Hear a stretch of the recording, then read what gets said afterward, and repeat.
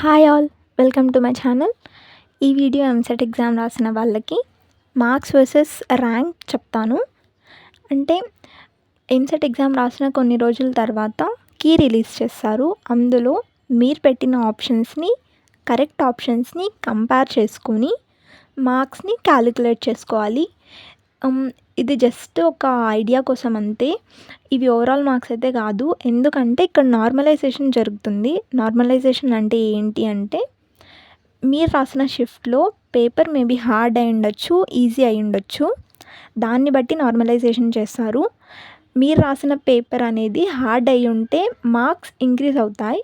లేదు, మీరు రాసిన పేపర్ ఈజీ పేపర్ అయి ఉంటే మార్క్స్ రెడ్యూస్ అవుతాయి. దాన్ని బట్టి నార్మలైజేషన్ చేస్తారు.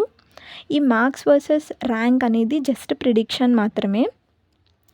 ఇందులో ఇప్పుడు నేను యాడ్ చేస్తున్న ఫోటోలో మీ మార్క్స్కి ఎంత ర్యాంక్ రావచ్చు అనేది తెలుస్తుంది. దీన్ని బట్టి మీరు చూడండి. ఫర్దర్ ఎంసెట్ వీడియోస్ కోసం subscribe to my channel. Thanks for watching.